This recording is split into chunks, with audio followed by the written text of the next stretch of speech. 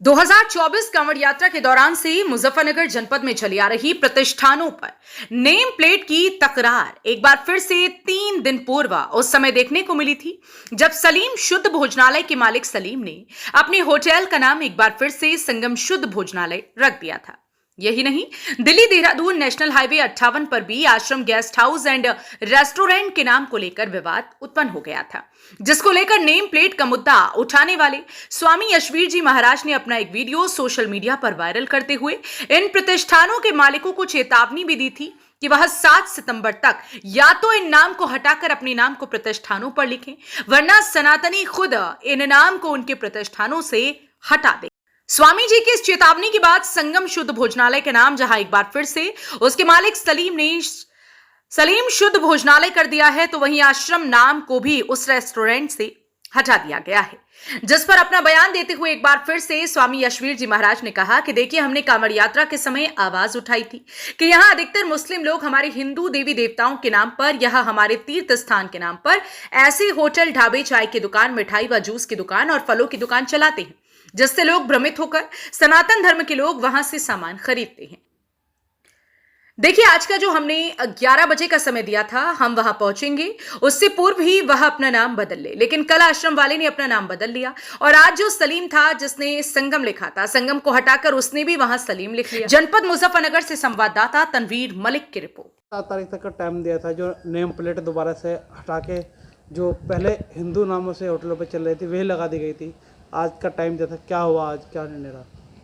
देखिए, हमने कांवड़ यात्रा के समय आवाज़ उठाई थी कि भाई कुछ क्या अधिकतर मुस्लिम लोग हमारे देवी देवताओं के नाम पर या हमारे तीर्थ स्थानों के नाम पर ऐसे होटल, ढाबे, चाय की दुकान, मिठाई की दुकान, जूस की दुकान, फलों की दुकान चलाते हैं, जिससे कि भ्रमित होकर के लोग सनातन धर्म के वहाँ से खाद्य पदार्थ के सामान खरीद लेते हैं। और मीडिया के माध्यम से भी वैसे वीडियो आई है कि हिंदुओं के भोजन में थूकने, मूत्र करने, गाय का मांस मिलाने या हिंदुओं को नपुंसक बनाने के लिए किसी औषधि का प्रयोग कराने के षड्यंत्र मुसलमानों के द्वारा होते रहे। तो हमने अपने सनातन धर्म को बचाने के लिए, सनातन धर्म के लोगों के धर्म को बचाने के लिए और इनका षड्यंत्र न हो उसके लिए आवाज़ उठाई थी। तो उस समय कांवड़ के समय सभी ने अपने नाम बदल लिए थे। वास्तविक नाम जो मुस्लिम नाम है वो बदल लिए थे, लेकिन सुप्रीम कोर्ट का फिर आदेश आया। लेकिन सुप्रीम कोर्ट ने ये नहीं कहा कि सुप्रीम कोर्ट ने यही कहा कि नाम लिखने के लिए किसी को बाध्य नहीं किया जा सकता। यानी मालिक और संचालक का नाम हमने कहा था, तो उन्होंने कहा ये बाध्य नहीं किया जा सकता। लेकिन सुप्रीम कोर्ट ने ये भी तो नहीं कहा कि कोई भी मुसलमान हिंदुओं के देवी देवताओं के या उनके धार्मिक स्थानों का नाम लिखे। लेकिन अब एक सलीम शुद्ध भोजनालय था, उसने अपने भोजनालय पर सलीम की जगह यानी सलीम नाम हटा करके संगम कर लिया और एक ने अपना आश्रम गेस्ट हाउस एंड रेस्टोरेंट के नाम से खोल लिया। अब आप देखिए, आज उसने आश्रम लिखा है, कल को कोई मंदिर लिखेगा, कोई कुछ लिखेगा। तो ये तो सनातन धर्म के ऊपर सीधा सीधा आघात है और सभी सनातन धर्म के लोगों की धार्मिक भावनाओं के साथ खिलवाड़ है, आघात है। आज क्या हुआ महाराज? आज वहाँ जाना था आपको, 7 तारीख का आपने टाइम देता, क्या तो अपने नाम बदल लो, नहीं तो वहाँ क्या आंदोलन किया जाएगा? देखिए, हमने जो आज का समय दिया था 11 बजे कि हम पहुँचेंगे, उससे पूर्व ही वे अपना नाम बदल लें।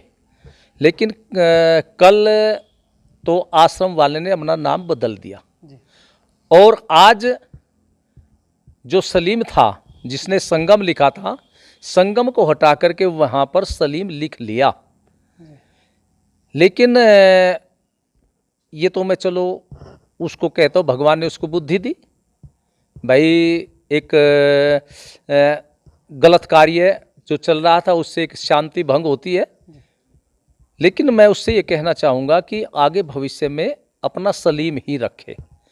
और दूसरे भी मुसलमानों से मुझे कहना है कि देखिए आप लोग अपने ही मजहब के नामों का प्रयोग इस तरह करें, क्योंकि सब मुसलमानों से तो नहीं कहूँगा मैं, लेकिन जो मुसलमानों के बुद्धिजीवी है, समझदार हैं, और वो ये चाहते हैं कि भाई शांति का वातावरण रहे, तो वे सभी मुसलमानों को आदेश दे, प्रेरणा दे कि आप अपने किसी भी खाद्य पदार्थ की दुकान हो या वैसी भी दुकान है, उन पर अपने ही मजहब का नाम लिखें।